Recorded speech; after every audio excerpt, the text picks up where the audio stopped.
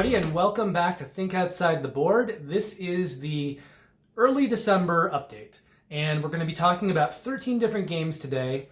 The magic numbers are 3, 5, 2, and 3. That is 3 currently running Kickstarters, 5 games that I've personally acquired since the last video, 2 games that I've backed since the last video, and 3 games that I've played since the last video. So we'll be talking about those 13 games over the next 45 minutes or so. And then at the very end, I'm going to talk to you a little bit about what I have planned for the website, Think Outside the Board, as well as the channel. But I'm putting that at the end, so if you don't want to hear it, you don't have to listen to it. But it's at the end for anyone who wants a little information on that as things continue to evolve. Other than that, please like and subscribe to the video. It helps me out a lot. It helps me grow the channel. And once you've done that, if you want to be notified upon publication of future videos, you can hit the alarm bell. Okay, so this period that we're talking about right now is going to cover December 5th through the 18th. So any games on Kickstarter that are funding between December 5th and the 18th. And there happens to be 3 games, and all 3 of them are funding December 10th and December 11th. So if you're seeing this video as soon as it's posted, you don't have to rush right out to make any decisions. You'll have about a week. You can watch the video, absorb the information, maybe go take a look at things, and then make your decisions at that time. But it's not, you don't have to rush to do it, before this coming weekend. Now, the first game that we're going to be talking about in this category is Nemo's War, Journey's End Expansion and Ultimate Edition. So Nemo's War has kind of an interesting backstory. It's been around since 2009. When it first came out, it was published by Victory Point Games, and it essentially was a published print and play. I mean, Chris Taylor, the designer of the game, did a great job in getting it made, and I don't want to harsh on the original artist of the game. But it was a little rough around the edges. I think at that point, just getting it published was a victory for Victory Point Games. But in that time, it's kind of gotten quite a good reputation as a solo solitaire game, although it doesn't have to just be a solo solitaire game. And I'll talk about more about that in a moment. But it was reprinted in 2017. And I shouldn't just say reprinted because Ian O'Toole came on to do the artwork. And for those who haven't watched that many videos that I've made, because there aren't that many yet, Ian O'Toole is one of my absolute favorite artists, perhaps my most favorite artist. And he does all the artwork for the really, really nice Vital Lacerda games. If you have any of those games, those Lacerda games in the big boxes, the Vinhos Deluxe or the Gallerist or the Escape Plan, Lisboa, what else am I missing? On Mars, he's done all of those. He's also done Crosstalk, Stockpile, The Reckoners, Nemo's War that we're talking about. Am I missing anything? Oh, he's designed the 2 new, or I shouldn't say design, he's done the artwork for the 2 new Capstone games, train games, which are Irish Gauge and Ride the Rails. He has also done Pipeline, Black Angel, Clinic. Oh, and he did the new Unmatched, Cobble versus Fog, or Cobble and Fog, which is something I've really been wanting to try out. Anyway, Ian O'Toole is a great artist, an amazing artist, but when he does these games, he usually also does the graphic design. So you're getting an entire package of artwork from the design to the art itself that is all kind of designed together.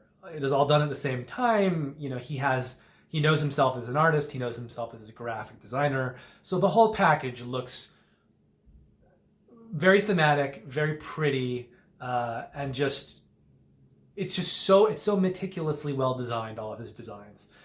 His presence in a game is definitely something that, immediately makes me interested in it. And when Nemo's War was redesigned and reprinted in 2017, Ian O'Toole came on and he handled all of the artwork. Now, since that Kickstarter, there have been 3 more, including this one. So the there was the first one, right? 2017 for the redesign. Then they did one for 2 expansions. Then they did a third one for a 3rd expansion. And now there is this 4th Kickstarter. And this is a 4th expansion and also is considered the ultimate version. So I'm not sure if there's going to be anything more, but I think if you're at all, if you've been waffling about this game, the ultimate edition is probably the time to jump on, because you're going to be able to get everything, and the fact that they're naming it an ultimate edition makes me think that there's probably not too much more in the pipeline to come, and if there is, they'll have to work out some way to add it into the ultimate edition. So I think it's a good time to back this one. And as I said, it's primarily known as a solitaire game and as one of the best solitaire solo games out there. I think maybe along with Mage Knight, which is another game that has the capability to play up to 4 players, but the gaming public seems to have decided it's just too complex and convoluted for anything other than 1 player. And that seems to be kind of the decision process that's happened with Nemo's War.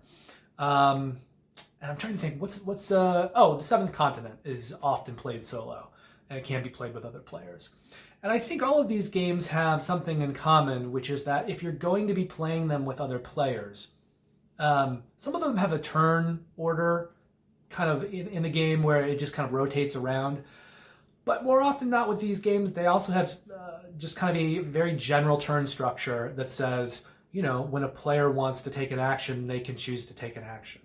So it's kind of up to the group to decide who goes next based on, who can do what.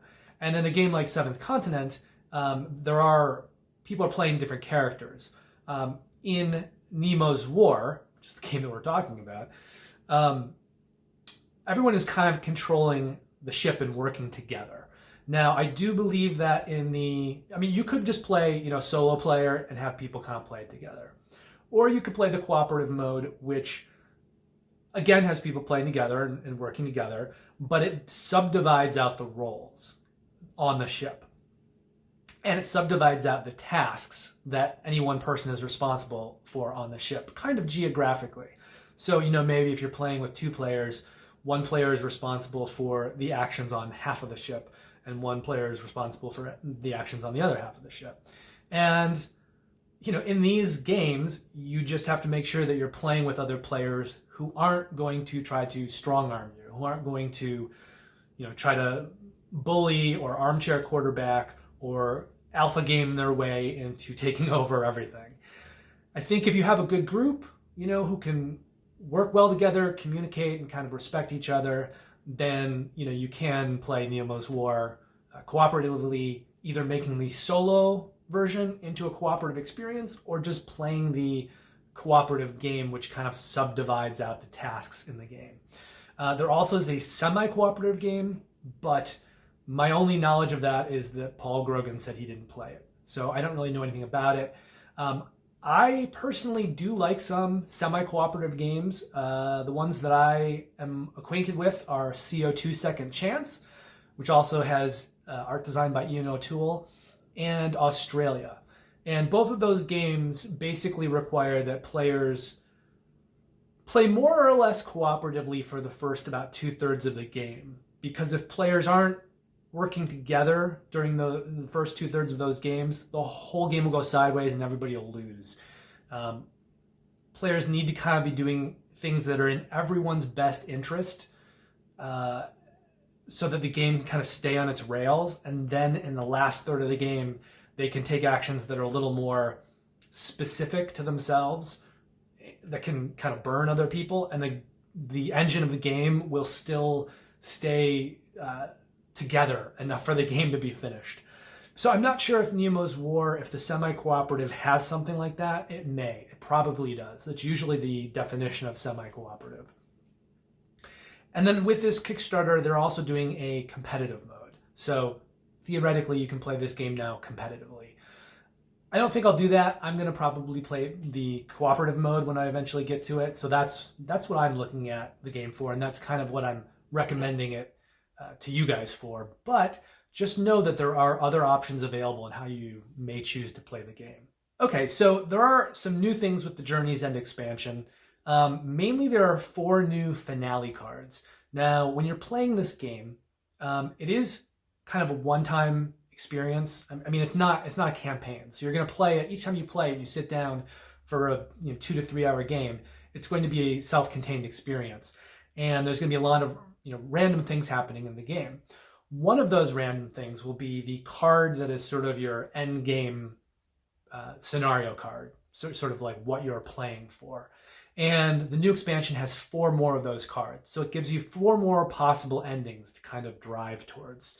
It also has 40 new adventure cards, and then of course the competitive mode that I mentioned. Now, the downside of Nemo's War is that it is very, very random. So there's dice rolling, there's a lot of events, kinds of things that happen at random. If you hate randomness in games, this is not going to be the game for you. If you don't mind randomness in games, and it makes you feel a little bit better knowing that there are so many instances of randomness in Nemo's War that eventually bad rolls will kind of be negated out because you're going to be rolling a lot. So along with, terrible rolls, you will also have some great rolls just by the law of averages. But if it's going to be a thing where, you want to be everything in the game to be based on planning and efficiency and action taking, then this isn't going to be the game for you. There is this kind of randomness baked into the game. But circling back once again, it does have this reputation as being one of the best premier solo solitaire games out there. And I would say, along with the other 2 games I mentioned, Mage Knight Ultimate Edition and Seventh Continent. And then there's games like Too Many Bones, and there's a lot of great games that also have solo modes. A lot of those Lacerda games have some fantastic solo modes. But this is the first game that I am talking to you guys about, and it funds on December 10th. And if, like me, you are looking for something that is very thematic, has amazing art, and obviously Nemo's War, in case it is not obvious on its own, but this is taken from 20,000 Leagues Under the Sea by Jules Verne and Captain Nemo. So you're exploring, the oceans in this submarine, and you're getting into all kinds of trouble that you might in the ocean and in kind of pulp literature settings. So it's sort of it's sandboxy. It feels like campaign, but it is kind of all standalone stuff, but it's very adventure-y. And I'm looking forward to playing it at some point. It looks like a great game. So you've been given notice. This game exists. It's on Kickstarter until December 10th, and I've heard nothing but great things about it. Also funding on December the 10th is the Transcontinental. And this is by Glenn Dresser, who he's designed some other things. He's actually won some awards, but this is his first published game. And it is being published by, I believe, his own publishing house called Wheelhouse Games. And it's a train game, and it's a beautiful train game. If you look up the Kickstarter, running until December 10th as well, you'll see some fantastic art, very bright, oranges, greens, blues, and it pops. The colors are beautiful. Now, what makes this game so unique? It's not a train game like Age of Steam or Railways of the World or anything like that, where players are, taking their turns and building tracks and pick up and delivering. What it is a worker placement game, and it's also a pick up and deliver game. But you start out, I'm going to try to kind of do a 3-dimensional board here. But you start out building this board, and there's all these little tiny tiles that kind of make up the track where the train's going to travel. And the train's starting, going in one direction, and both above and below the track are locations. And so when you place your worker, you're going to be placing them on the track, and then that worker will have access to both the worker placement actions above and below that track. And the way the locations up top and below kind of work with the track is that there is overlap. So sometimes if you go on, one location, you're going to have access to, the buildings here and the buildings here. But then if you go on the next location, like this one here, may have access to the same location here, but the next one, over on the board here. So there's kind of variability between what you have access to as a worker. And the other thing is, as the train is kind of moving along this track, when it hits the end tile, it's going to turn around and come back. So you can decide as you're taking your turns, as you're playing the game kind of in mid-game, whether you're going to trigger the worker actions when the train's moving in one direction or moving back. And you may kind of want to change up things in the middle of, the train moving, because you may realize, when the train goes back, I'm now going to have access to these worker spots with perhaps more resources. And then the way that the kind of like levels of track are sort of removed and open up more spaces each round is based kind of on a bidding mechanism. And it just looks like a very unique game to me, and very bright and very colorful and very beautiful and very well designed. And I do like train games. This is different from many other train games. It's not a huge bank breaker. I think it's around maybe $60 for everything. Like if you just, get the all in, which is not that much in this game, but this is not a game where you're going to be spending, $100 or $200 or $300 plus dollars. So, it's a little bit of an easier price tag, I think, for somebody to take a chance on. It's also a first-time designer. He's also the artist on it. Glenn Dresser did design and the art, and it's his publishing company. But I'm telling you, it looks like a sharp game, and I think with the price point where it is, it's definitely worth taking a chance on. So that game funds on December the 10th as well. On December 11th is Rulebenders. Now, Rulebenders is by another first-time designer, mainly, but the art on this is by Xavier Guenefy-Duran. Now, I don't know his name that well, which is probably why I struggled saying it a little bit, but he has done the art for Seasons, The Big Book of Madness, Lords of Zidit, Conan, Tuluva, and Tokaido. So, he's done some stuff. He's done some very pretty games. And Rulebenders is published by Game Brewer, and they have published some pretty games. They have published Gugong, Gentes, Chimera Station, Paris, I think just delivered. That had a Kickstarter fairly recently. Fujikoro, and Arkwright the card game, which was a Kickstarter. It's still kind of like in development production, so it is not yet published. But Game Brewer makes, in my experience, very well designed, very good looking games. So they have a great track record. And, we know the artist has a really good track record as well. So what is Rulebenders? Well, it's essentially kind of an action selection hand management game. And it's got a circular board, and I think there's 7 different kind of sections. And each section is somewhat determined by area majority influence. So you're going to be placing cubes to get area majority in these different areas of the board. And when you do that, then that lets you then adjust various rules in the game in terms of like how big your hand size is, how many cards you're going to draw at the beginning of a round, what your resources are good for, what you can exchange resources for to gain other resources. So kind of like an exchange rate for resources, how powerful different resources are. And those are little things that will be being tweaked over the course of the game as players get area majority in different sections, and they decide to sort of change the rules either for themselves or for everyone. The coolest part, in my opinion, though, is that there are also several decks of thematic cards. And I think in any game, you're going to be using 4 different thematic decks. I believe there's 8 in the game. I could be off. There could be maybe 10 or so. I'm not sure about stretch goals, but I believe there's at least 8. And in a given game, you're going to be using 4. So another thing that's going to be happening as you're playing the game is that you're going to be triggering what types of thematic cards can be played that round.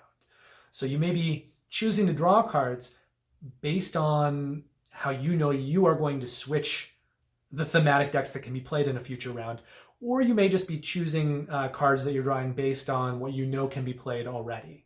And I like that. I think that's a very, very neat idea. I don't know how well the execution is going to be. I think at worst you're looking at a game that's going to be kind of a standard medium light Euro, card selection, area influence. There's a lot of these games out there. And I think worst case scenario, it's going to be a serviceable type of game like those games. But I think the upside of this one is that with all this kind of like the thematic decks and the way that you can activate one to another. I like that. I think it sounds, I'm going to try not to say neat too much in this video, but I'm using it again right now. It's really, really neat. And so this game, kind of a combination of things, the artwork, the publisher, and then this weird kind of idea and the way that you tweak the rules of the game as you play it, and you're even kind of using different, thematic decks. It's something I'm really excited to play at some point. And I don't think there's anything out there that's quite like it. And with Game Brewer involved as a publisher, I have some faith in the the final experience. So that is going to finish off the currently running Kickstarters for this update. Now we're going to move on to the 5 games that I've added to my collection since the last video. Now, first up is BIOS Origins 2nd Edition. And this game came to me along with Pax Transhumanity. So that's another of the 5 games on my list, because I pledged for those 2 games along with BIOS Genesis 2nd Edition during the High Frontier for All campaign. So I was weird. I didn't back High Frontier for All. I just backed these other 3 games.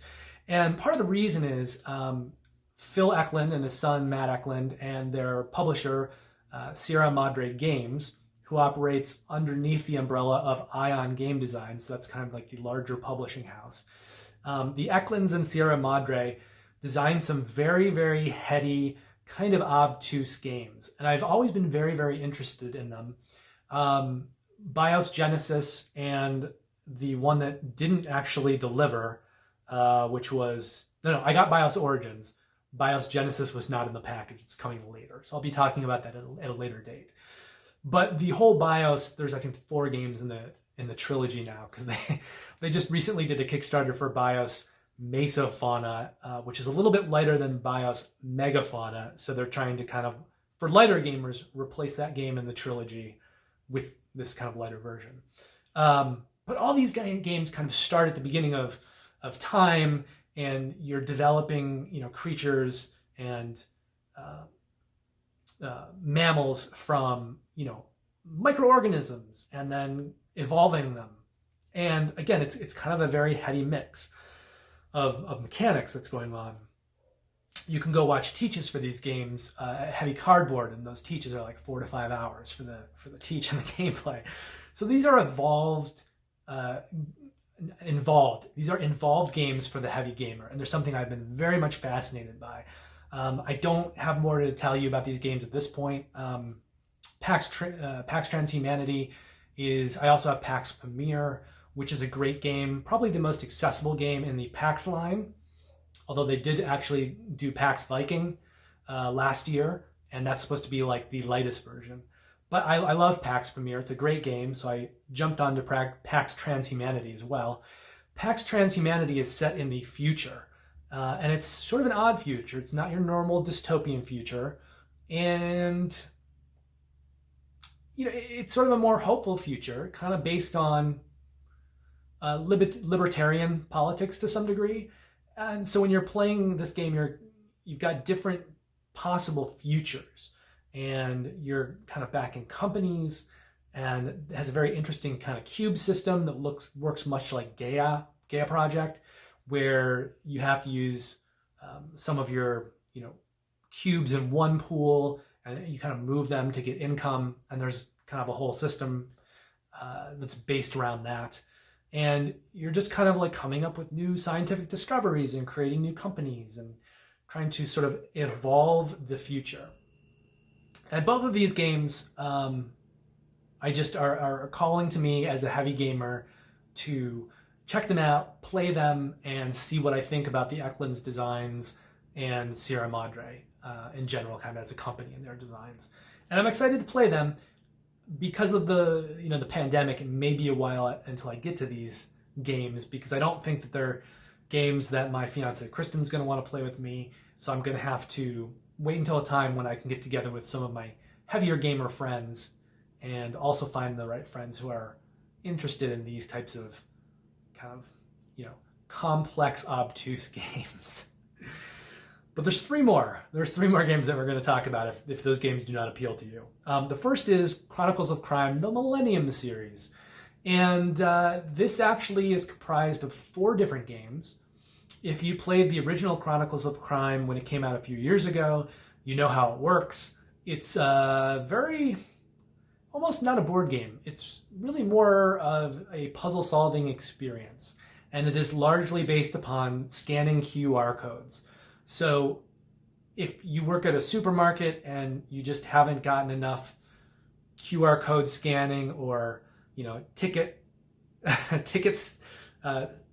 stamping out of your system, if you haven't done enough of that, you can do more of it with Chronicles of Crime. And the kind of cool thing about the Millennium series is they took this kind of QR code investigative mechanic and they're applying it to several different time periods. So the Millennium series has 3 games in 3 different time periods. There's one in 1400, one in 1900, and one in 2400. And then there's a 4th expansion that has you traveling, I think, between all 3 periods. And there's kind of a storyline, narrative, thematic through line, which is that in all 3 of these time periods, you are playing characters, they're all related to each other. They're part of this, I think they're the Lavelles, and they're sort of a crime-solving family whose lineage spans centuries. So you're playing as like descendants of other characters. And I have not yet played the expansion that kind of takes you back and forth throughout time. There's a good reason for that. The app support will not exist for that game until March. But the app support for the first game in the series, 1400, is out right now. And I have played a couple games of the first game in the series, 1400. And I will be talking to you about it later in the games I've played section. So you may want to also watch that section at the end of the video, or if you're watching these in the standalone videos that I've put out, you may want to go to that video if you're also interested in hearing more about that gameplay. But I did acquire that. I did acquire that. And it's a lot of fun. I'm really, really enjoying it. If you've played any of these games, the one thing that you should know is that they are standalone cases with definitive solutions. So each of the 1400, 1900, 2400, and then the one that kind of, bops through time, each of those expansions has 4 cases. And once you solve a case, you've solved the case. You know the answer to it. You know the solution. So there's not a lot of high replayability in these games. This is going to be a game where you're going to play it, you're going to solve it, and then you're either going to pass it on to a friend or sell it, or maybe hold on to it because you're hoping that there'll be, more expansions in the future. And I think there probably will be, because this definitely, Chronicles of Crime, I know the base game, the original base game, was pretty popular. I think these are going to be popular as well. So I think this is going to be a series that continues for a while. So it's really up to you what you want to do with it after you finish those standalone cases. But from my experience so far, I think it's worthwhile. It's a very fun, well-produced experience, and we'll talk more about that game in a little bit. I also acquired Fossilis, which is from Board Game and Kids Table, I think it's called. And within that publishing umbrella, underneath it, is Burnt Island Games. And this game is partly produced by the Burnt Island team, Helena and Josh Capel. Josh Capel did some of the art on it, along with Apolline Etienne. I'm assuming she's French or something like that. She did art on some of the other board game and kids table games, the most famous of which are Wreck Raiders and Haunt the House.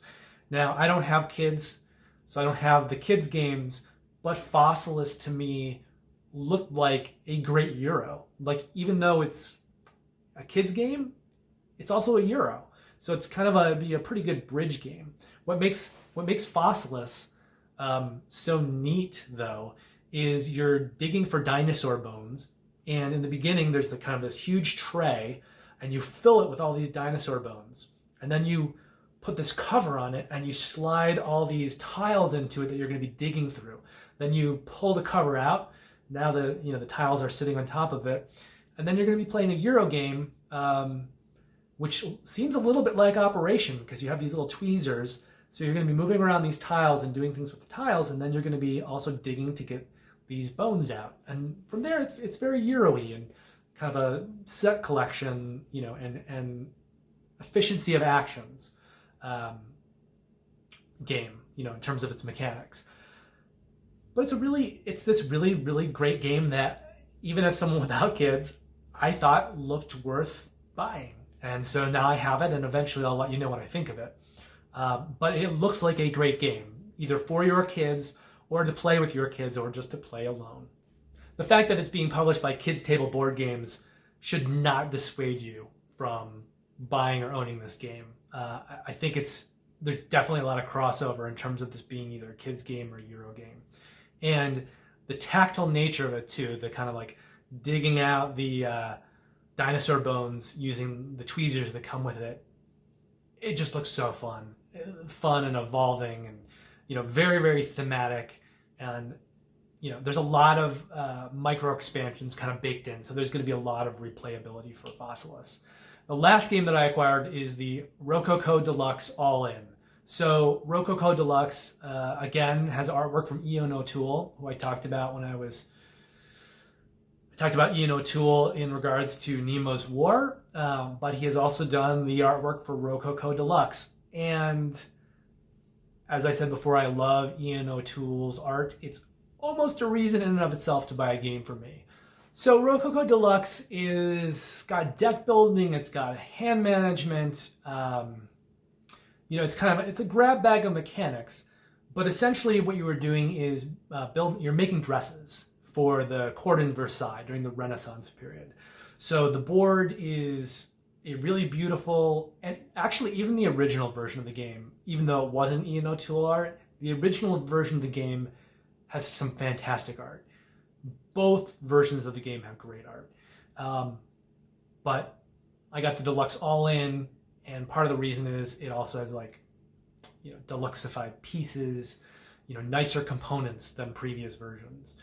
But the art, the board art, it takes place in the court of Versailles during the Renaissance, and you are making dresses for people, sometimes to make money, sometimes for victory points, and there's also a lot that has to do, if you're not doing it purely for money, about where you're placing the completed dresses, like who you've dressed, where they are in the court.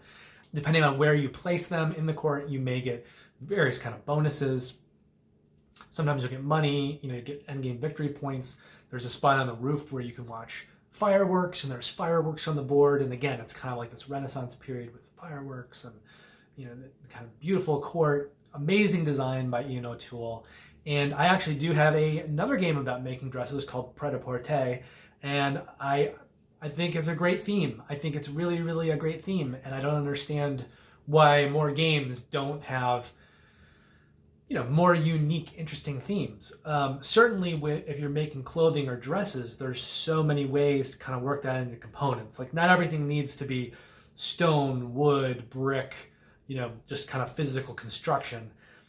It's nice to have a game where you're dealing with, swatches of material and scissors and, different kinds of components, stitching and things like that. So, and especially a game like that, it's so well integrated into the design. Like, there's ways that you can do that in the design. It makes it just a beautiful, beautiful game. And, Rococo is certainly that. So I know some people can be a little weird sometimes about, I don't want to play that theme. It's making dresses. And, get over yourself. This is an amazing game. Rococo is designed by Stefan and Louis Maltz, also Matthias Kramer. And Matthias Kramer has designed some other really, really good games. Not that many, but some really good games. He designed Glenmore, which I own. I own the new Glenmore 2 Chronicles, and I think I backed the most recent Kickstarter as well, because Glenmore 2 is just such a well-loved game, and I need to get to it soon. There's just only so much time in the day, but I cannot wait to get to Glenmore. He also designed Craftwagon, which is a game that I've been kind of itching to get to. I do not own it, but at some point I want to get my hands on it and play it.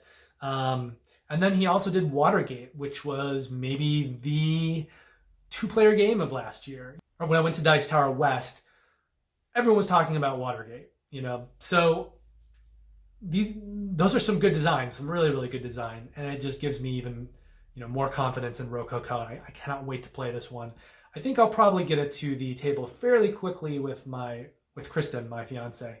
And that would be great because, it is done, the deluxe version is done in the same style as all those Eagle Griffin Lacerda games. So it's this big box. Again, it's got that Ian O'Toole art. It's got, the kind of like the trays inside and everything's kind of separated out. Just a very, very nice insert. If you know the nice kind of deluxe Lacerda games in these big boxes, you'll know exactly what I'm talking about. And that is the same thing that Eagle Griffin has done for this new Rococo Deluxe Edition. So very excited to play that one. So those are the 5 games that I've acquired since the last video. That brings us to the 2 games that I've backed since the last video. And if you can remember what we were talking about, the games that were funding last period, the 2 that I backed, one was Grand Austria Hotel, the new kind of deluxeified edition. Again, it's just prettier. They have better components than in past versions of the game. They've just kind of made a nicer, more tactile version of the game with everything kind of upgraded. And there were several smaller expansions for Grand Austria Hotel over the years. So this new version kind of bakes everything into it, get it all in one place. And I was really excited to back this one.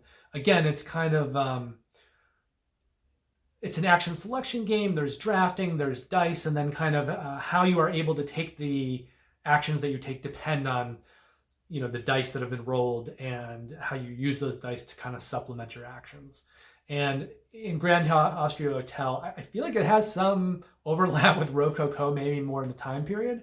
But Grand Austria Hotel, I think the art on this one is by Clemens Franz, who's another amazing artist. He does a lot of the Uwe Rosenberg games and one of the best artists out there. But this game is about running, the hotel you hope to evolve into the Grand Austria Hotel. So all players, when you're playing the game, are sort of competing with these smaller hotels that they're getting going. And the things that you're going to be doing in this game are just a variety of things you would be doing in a hotel, from managing your guests and kind of what rooms you put them in, along with the dining hall. There's maid service. There's a new Let's Waltz expansion, which allows you to add in ballrooms. So in the evenings, the hotel guests can go ballroom dancing. But it's a whole kind of grab bag of mechanics. And I like those games because they give you enough paths of actions you can take, of mechanics, that you can kind of choose what you want to do in the game as the game's evolving based on how you are doing, what you are getting, and what other players are doing. And I like games that have that kind of like point salady possibility, and then you're allowed to kind of do what you want within all that. And the other game that was pledged is Townsfolk Tussle, which is a very, very unique looking game. It's kind of mechanically like Kingdom Death Monster, in the sense that you're fighting boss fights. Really, the whole game is just about fighting boss fights. But the art style is very, very unique. It looks kind of like the Cuphead video game, if you're familiar with that. More importantly, it's that vintage kind of 1920s, 19-teens, sort of teens, 20s, 30s, that vintage cartoon art style. And there is a sort of sick sense of humor at work in Townsfolk Tussle, in sort of like the violence and the gore and on the cards. It's not always totally overt, but because it's combined with this weird art style, it's a little disturbing and even sick in a good way. And so I'm really excited for Townsfolk Tussle. It's also, although it is sort of a boss fighting game, if you compare it to something like Kingdom Death Monster, that game is designed to be a long campaign that you play for a while, probably with more serious gamers, or at least people who are ready and able to commit to this kind of like long ongoing experience. Townsfolk Tussle is designed more for one-offs. It's not a huge campaign. You're just sit down and you're playing a game and you're having this boss fight. So it's a better game to play with people who aren't going to commit to a long experience. And it also feels very much designed somewhat for non-gamers. So I think this will be a very, very good game for you to introduce to non-gaming friends and just kind of sit down and have this be a one-time experience, for an hour and a half, 2 hours, however long it takes to play it, and then you're done. And, it's more kind of digestible, it's more consumable, and I think the very kind of unique cartoon art and the design style is something that will appeal to everyone and draw people in. So it looks like a very, very unique game, and I was very, very excited to pledge it and be able to add it to my collection. Now, finally, we are at the 3 games that I've played since the last video. And I actually played 5 games, so 2 of these got played twice. The first was Caylus 1303. And Caylus 1303 is a kind of redesign, re-edition from Caylus. And I've talked about this one in past videos, and I mentioned how every time I play the game, I haven't played it for about 6 months to a year, and so I'm a little fuzzy on it. And I played Caylus 1303 a few weeks ago with a couple of friends. I got completely shellacked, and then we played again last weekend, and it was fresh in my mind. The rules were fresher in my mind. So I actually was able to win this time. And I think I've only won Caylus once before, and that was the very first time I played it. It was the very first edition, and I played it like a 6-player game, and I think I benefited by a bunch of other people doing things that really negatively affected everybody else. So I kind of just walked between the raindrops and was able to win the game. But since then, I have not performed very well in my plays of Caylus or Caylus 1303, because this is a game where you are sort of committing to actions, and then you don't take those actions until the end of the round. So sometimes you're getting resources that you'll need to use for a future action in the same round. And if you don't plan that correctly, you could get to a point in your actions where you don't have what you need to take them. And that happened to me a couple times. There's also a very unique mechanism in Caylus 1303, well, any Caylus game. And that is, Caylus is a worker placement game, but there is a unit. It's a kind of guy on a wooden horse, meeple. I forget what he's called, but he's thematically, you're building up this town leading up to a castle. That's what you're doing. And there are some actions you can take for kind of set collection rewards, which you do sort of at the castle. But the rest of what you're doing in this game is you're building buildings, and you're going to buildings to get resources to build other buildings, and you're kind of activating these tiles. But there is this meeple guy, I forget his name, and he's on a horse, and he kind of walks around this road. And at the end of a round, players are able to move him. And so you can move him backwards if you want. You can also move him forwards if you want. There's also an action space where you get to move him in addition to the movements you would normally get at the end of the round. And then there are some player powers that let you move him as well. So with all the moving of this horse meeple guy, if you move him back, then the buildings that are in front of him on the path, kind of between him and the castle, those buildings will not trigger. So this is a very kind of push your luck, take that game within the worker placement genre. And if you don't plan things properly, or you don't anticipate, whether your opponents are going to want the use of buildings or want to deny other people the use of buildings, you could really, you could take it on the noggin in terms of getting, actions that you planned taken away from you if that meeple kind of gets moved back far enough. I do like the game, Caylus. I like it a lot. I play it probably any time that I was asked. There are so many worker placement games out there, and so many good ones. As to whether or not I would ever add the game to my collection, I think the answer is probably not. Just because I already have quite a few really good worker placement games, and they kind of run the gamut from, light to heavy. Like I've got a really good representation. So while I enjoy Caylus, I feel like I've gotten enough opportunities to play it, and I think I will continue to have opportunities to play it. So I don't think I need to add it to my collection, but it is a really good game. And if anyone is thinking of purchasing it, I'd give you the thumbs up. It's a solid game, and it looks good. The components are good, and it's a tight design. It's definitely a solid game.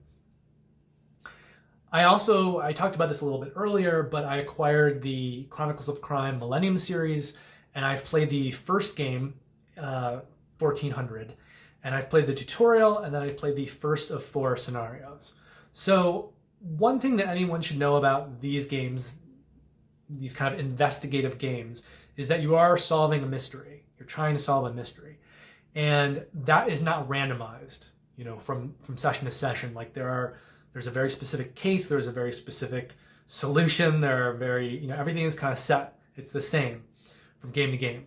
So the Chronicles of Crime Millennium series came with basically 4 different games within it. There's 1400, 1900, 2400, and then there is a 4th game that travels through time. I think you need all 3 of the other games to play this one, because I believe that 4th one uses components and assets from all of the other 3 games combined. But each of these, smaller box experiences has 4 cases. And then you throw them together and you've got the Millennium Edition, which is comprised of 16 cases for each of 4 cases. So once you play these cases, once I play Millennium, the 1400 game, and I play each of the 4 cases, I'm done. I can't continue to play it because I know all the answers.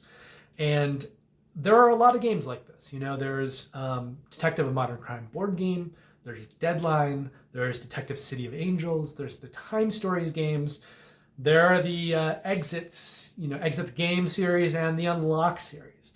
And I don't necessarily have a problem with these types of games. I mean, some people might, and I certainly would not criticize them for that, because you are paying the same amount of money that you'd pay for another game, but you have a very limited experience. So the question then becomes, is it worth it? And for me, the answer is yes. The first game in the series, 1400, the one that I've played, I mentioned I played the tutorial, which was a very good way to kind of just get you familiar to the technology. This is a game where most of the gameplay is scanning QR codes. So you're going to be going around to locations, and you're going to be interviewing people at locations and picking up and examining objects, and then asking people about objects and other people. The one thing you can't do is ask people about locations. But every time you do those things, you are scanning QR codes. And so there's an app, and it's connected to an app. Again, that's something some people may not like. But the art is beautiful, from the kind of location boards to the card art, and the design is elegant, I would say. It's not complex in terms of there being a lot of things happening, but it's very simple and elegant, and it works very well. I think, as I was describing, when you play the game, you've got this kind of main board that has items that you found, and then items that you know about but you haven't found. They kind of go in 2 different areas. And also you may fit in there people where you know of some people but you don't know where they are. And then as you're playing the game, you're going to draw location boards out, and you'll put it all over the table. And when you go to locations, you may find certain characters there. So you'll put the characters on the location boards. So by the time you're done with a case, you've got this really interesting, kind of swath of all these location boards with all these people, and it looks kind of like, what you might see at a police station on a TV show anyway, when they're, trying to solve a crime, and they've got like the people's pictures up, and they've got string connecting everything because they're crazy smart police detectives and they're savants, and they've got everything on a wall. Like, your table will kind of look like that, and it looks thematic, and it's got gorgeous art on the location boards and the cards. Everything looks very pretty. And in terms of any of these games where you're trying to solve a case with specific information, it's very well done. Now, like I said, I know there are a few other games out there. I have yet to play Detective, a modern board crime game, or Detective, a modern crime board game. I have yet to play Detective City of Angels, which is a little different because it can be played with a character kind of acting as a dungeon master or a GM, and that player can kind of screw with the players who are trying to solve the case, and they're sort of, it's a semi-cooperative game. They're sort of competing against each other to solve it. So I have not played that one, and I haven't played the original Chronicles of Crime. I have played Time Stories. I like Time Stories a lot. And then I've also played this game called Deadline, which is also a game that comes with 12 cases. Each one has very specific information, and when you solve a case, that's it, you're done. And Deadline, so far for me, is probably the weakest of all the games that I've mentioned that I've played, because I find the writing of it kind of obtuse. It's not very clear. If I'm being obtuse, what I'm trying to say is it's not very clear. And the thing is, in a game like that, if you're trying to solve a crime, you need all the information to be there, to be on the components and the materials. And the thing that I found with Deadline, which is problematic, is even once you have all of the information, sometimes you really still can't puzzle things out. And it's not because you have a problem, it's because the writing in the game just isn't strong enough and they haven't given you all of the information. And sometimes I think they want you to make leaps of logic that are not supported by the information in the game. That is not the case in Chronicles of Crime. Everything that I've seen so far, at least in 1400, is that everything is very clear. So you may not find things you need to find, but that's on you. Once you do find those things, it should be easy to sort of apply them to the solution of the case. So it's straightforward, it's clear. I've only played the tutorial and the first scenario, which is easy. I know the second one, I think the second two are medium, and the third one is difficult. So I don't know if my experience will change as I play the cases that are of a higher difficulty, but I'm just hoping that those cases are complex and kind of more involved and more complicated, but still clear and well written. And I think that was the problem that Deadline got into, which is that kind of the more that you get into it, their way of making it more complex is just to not give you all the information and kind of have it not spelled out for you on the cards. And I don't mind things being vague, but if you don't have the information, you don't have the information, you can't solve the case. And I think Deadline errs too far on just not even supplying the information and hoping you're going to make random large jumps of logic, whereas Chronicles of Crime is very clear about what it's doing. And as I said, the replayability on it is very, very limited, but the experience of it is very rich and elegant, and it's a beautiful, gorgeous game. And the way it's designed and the way the art kind of works together, it very much draws you in to having this sort of lush thematic experience. So far, based on my limited experience with 1400, I would recommend the series.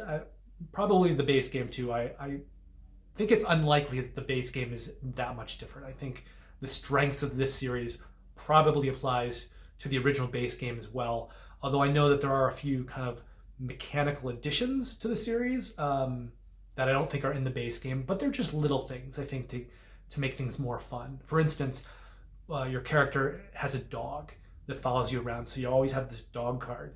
And then if you ever want to have your dog smell something, like if you found a garment or something, and remember, this is in 1400, so there's no DNA. But if you want your dog to smell something and hopefully getting a scent or using the dog to identify someone, you scan the dog, and then once you're in a conversation with the dog, you can scan the item and the dog will smell it. And he'll either run to the location where that person is, and the person that he smelled on the item, or if you're in the right location, he may just go up to that person and identify them. So that's just a very little thing. And I don't think that is in the original Chronicles of Crime base game. It doesn't change anything that much, but it's a very fun little involving thing. You can also go back home to where you live, and you have 3 brothers and sisters there, one who's a spy for the king, and the spy will give you information about people, around town, especially if they're, working for the king or they're kind of criminals. Your brother, the spy, should have information. You have a sister who kind of knows a lot about antiques and items and things. So if you have any questions about objects, you can sometimes go to her for help. And then you have another brother who's like a monk. And so if you have any questions about things that are kind of the church, and in this time period, there's a lot of stuff that's, crosses and religious texts and, religious people. So he's a good place for information on that. So that's just one thing that I think is baked into 1400 that's not in the other games. But I imagine there are other similar things in like 1900 and 2400. And then of course the 4th expansion has you traveling through time, which I think should be kind of neat. I think you're going to be like, maybe you do something in one time, and then later on, maybe you can leave something behind, and then in a later period of time, go like dig that item up or something. I haven't played it. I don't know, but I'm pretty sure there's going to be, interrelations between the 3 time periods in that expansion, which seems like a lot of fun. So in general, as I said, the art and the design work for these games is just top notch, which it needs to be, because the whole experience is that kind of puzzle solving. And in that sense, it's not really a board game. It's really just kind of a puzzle that you're solving cooperatively if you want to play with other people. And again, for a game like this, you just want to make sure that you're playing with people who communicate and cooperate well together, and then you'll have a good experience. So definitely recommend it. And then the last game is Legends of Andor. And I bought the base game for this a while ago. I also bought one of the small expansions, which gives you extra characters. Legends of Andor is essentially sort of a dungeon crawler, but a very, very light base level dungeon crawler. And it's designed and has the art done by Michael Menzel. Michael Menzel is a very famous, well-known fantasy board game artist who I'm sure you've played games that he's done. I think he's done Stone Age, but he's done a ton of stuff. But Legends of Andor was him throwing his hat into the design ring, and I think designing a game that he could maybe play with his kids. So it is lighter. It's very fiddly. There's kind of a lot going on with components. There's a deck of cards that each game will kind of give you the instructions as you're playing the game, and certain events will happen, and it'll kind of reveal things. And it's meant to make the game play very smoothly and very easily. The downside of that, though, is there's not really a very good rule book with the rules written out, because it's very kind of reliant on the rules being taught for each game through this deck of cards. And so like on the one hand, it kind of does facilitate things, but on the other hand, it's hard to go back and find like a definitive rule if there's something you're trying to look up. There's also kind of like a lot of pieces and a lot of things happening on the board. So it's very fiddly, but it's not complex. There's not like a lot of Euro mechanics or anything like that. It's not super combat heavy. In fact, usually what you're doing, you're trying to maximize your actions, really, the efficiency of your actions. And a lot of what you're doing is going around the board and kind of doing some pick up, deliver stuff. You're doing some combat. You're trying to discover some things. But there's usually a soft timer within Legends of Andor where if you kill too many enemies, it accelerates the game and you will lose. So as you're playing the game, you're trying to balance killing enough enemies to make the game, easier for you to get them off the board and allow you to do what you need to do. But you mostly cannot just go through and kill everything like you would in a lot of dungeon crawlers. It's kind of a puzzle. It's not a hard puzzle, but it's a puzzle. And so I've played the first scenario several times. I think, I played it first when I got it, and then I had a friend who had owned the game couldn't find anyone to play with, so he got rid of it. And so I said, well, why don't you come over and we'll play it? So we played with him and we replayed that first scenario. I think we may have played that first scenario one other time. And it's got kind of like a little mini tutorial, and then it sort of goes beyond into the first scenario. And in that one, because there's 5 scenarios in the base game, and each one is a little different, has different goals. So in the first scenario, you are protecting the castle from kind of like an onslaught of enemies. And then eventually you are trying to run a letter across the board, kind of a pick up and deliver thing. And so I played that a few times, and once you know how to beat it, it's not very hard. And so we finally moved on. We played this second scenario. And in the second scenario, again, you're trying to stop an onslaught of enemies from getting into the castle, and there's some harder enemies. And then you're also looking through these fog tokens that you can uncover when you step on a space where there's a fog token. The thing is, you also automatically activate it. And sometimes that can be bad, because the fog tokens can sometimes give you perks, and they can sometimes give you, they can trigger bad things, like more enemies coming on the board, or, just events that are bad for your players. So there's an item called a looking glass, and if you have this looking glass, spyglass, you can uncover all the tokens that are adjacent to where you are. So that's a really good way of, you get in there and you can reveal all these fog tokens, and then where the ones are that are good and which ones to avoid. And one of these fog tokens is going to have a witch character in this second scenario. So you need to find the witch. Once you've found the witch, she will tell you where a certain herb is. You need to go get the herb. Then you need to take it back to the castle to heal the king. And then while this is happening, there's going to be this tower revealed with a scrawl on it, which is one of the monsters of the game. He's kind of like sort of like a dragonborn lizardy guy. And because he's up on this tower, he has a very, very high... I'm trying to think what I would... to hit, basically. Like, to hit him, you need to have a very high roll. He doesn't have a lot of hit points, but in order to hit him, you're going to need to have a very high combined roll. It's called strength, I think. And so you need to know about this as you're playing through this second scenario, so that you're bulking up your party and getting equipment for them and weapons, or bulking up their strength, so then when you get to this kind of situation at the end of this scenario, this tower, you can kill this guy. And it's going to be like, you're either going to be able to kill him or you're not. And if you haven't bulked up your team enough and you're not, the game's just going to end there. So we played it twice, actually. The first time we failed. Second time we knew what we had to do, and we achieved victory. And there are now 3 scenarios left in the base game that we have not played. I think with Legends of Andor, although it's very charming and it's very thematic, they really kind of make...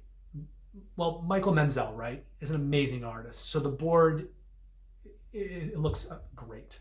One of the best boards I've seen. It's Michael Menzel. And there aren't miniatures in this game. They use standees, and that's fine. It works really well for this game. You don't need miniatures. And the standees, again, are by Michael Menzel, and they look great. But there is all this kind of fiddly stuff that you're putting out there. There's a double-sided board, so when you get to one of the scenarios, I think it's the 4th, you actually play on back side of the board, which is like a cavern area. So it's pretty, it's very thematic. It kind of sucks you into its world, but it's not very difficult. And I think once you have succeeded at each of these scenarios and you understand what they are and how they work, I don't think that there's going to be much reason to ever really want to replay them. Now, there's 2 different character packs, and I have one of them, which will allow you to play with different characters. So that's trying to give you a little more replayability. And then there are 2 sequel games. So you could, kind of assemble this whole thing. I think each one has like 5 scenarios. You'd have 15 scenarios. And if you're looking for this whole thematic experience, I think especially maybe if you have kids and you're playing with maybe younger children and you're trying to introduce them to dungeon crawlers and kind of cooperative gaming, this is a great place to start. It's a great experience.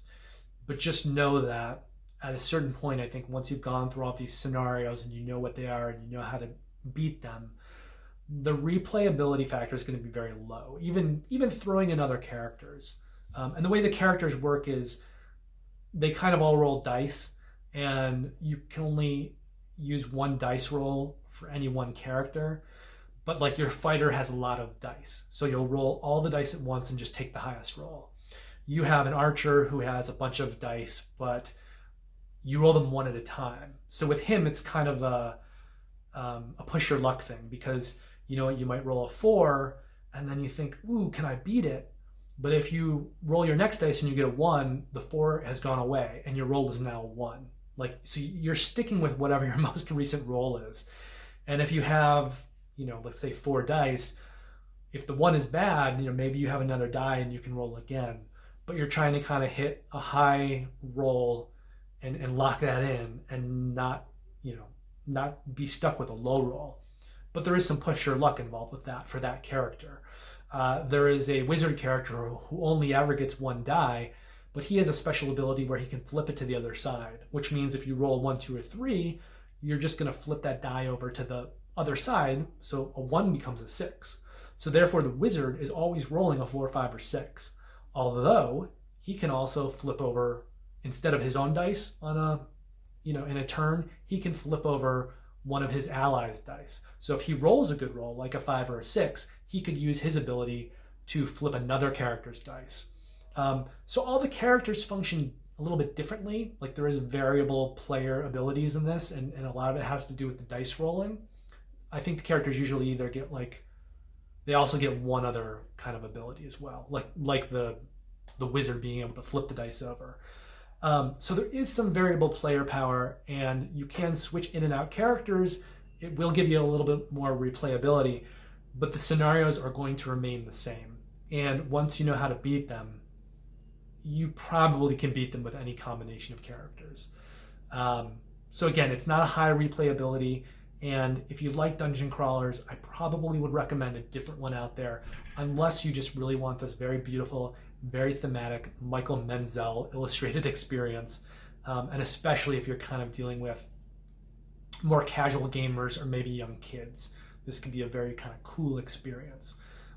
But just know that it very much is an experience, and you're going to go through it, you're going to finish it. You're probably not going to be playing this game over and over and over with the same scenarios. But for what it is, it was enjoyable. I'm looking forward to playing the remaining 3 scenarios in the base box. If my fiance Kristen asks for me to pick up, the sequel games, I probably will. I don't know if she'll want me to do that. She's very much enjoying the game, but I think she also sees that, it's got its limits. And so I think we'll probably be content with doing the 5 scenarios in the first game, and then just moving on to other dungeon crawlers, of which we have many.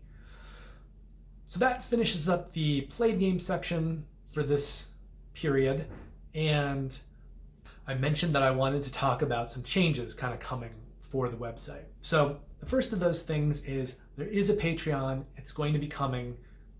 Just keep watch. It will be there. If you want to support my channel, my website, the way to do that eventually will be in the Patreon, which will be launched before the end of 2020. So hooray. The other thing is I run a website called Think Outside the Board, and for the last almost 2 years, I've been running 2 columns on that, 2 Kickstarter columns. One is sort of a daily roundup column, and the other one is a recommendation column. And because Kickstarter kind of slows down at the end of the year during December, there's not going to be as many of the recommendation columns posting this month, just because there aren't as many games that I want to recommend on Kickstarter, which means I'm going to have a little more time, which is good because I have not had enough time to really be producing a lot of video content. And I do think that that is sort of like the future for Think Outside the Board. So what I'm planning on doing at the end of 2020, I'm going to be stopping publishing the Kickstart This recommendation column. And essentially, the talk of those games is just going to get folded into the videos that I'm already doing. And I think that's probably the better way for me to handle those games. And I think video content is probably a better way to sort of communicate the message to a larger audience. So you will continue to see some Kickstart This columns until the end of the year. And at that point, I'm just going to be running the previously on Kickstarter Roundup column, which will also help me just kind of keep producing more video content in the future and into the next year. The other thing is, with this video, which you can look and see right now, I'm going to break out each section because I think long videos can be intimidating to people. So from now on, if you enjoy the long video, you can keep looking for the long video, but I'm going to be publishing each individual section as its own video. So the currently running Kickstarters will get its own video, the acquired games will get their own video, the pledged games will get their own video, and the played games will get their own video. And then all 4 of those videos will be included in sort of a 5th and final video. So every week when I'm doing one of these, I should say on the weeks that I'm doing these monthly videos, which is twice a month, you will not just get 1 video, you will get 5 videos. You will get each video, each section, and then kind of everything together for those who want to consume it that way. I'm hoping that will help, the consumption of video and the future of the channel. And lastly, I have been working on some Seventh Continent stuff for a while. By the time you're seeing this, the Seventh Continent teach should be up, and then on its heels will follow a playthrough video. I've kind of been plugging this for a while, but with holidays and pandemic and my fiance Kristen's lovely cat Thor having to go to the vet and have an operation, things have just kind of gotten crunched. So those videos are incoming. Keep a lookout for them. One of them should be there already. The Crystal Curse video will be coming very shortly thereafter. And then in closing, I just wanted to thank you once again for supporting this channel with your time and attention. Hopefully in the future, once the Patreon launches, you'll consider that. And also, once again, please like and subscribe the video. It helps me a lot. And then if you also want to, you can hit the alarm bell and you'll be notified upon publication of further videos.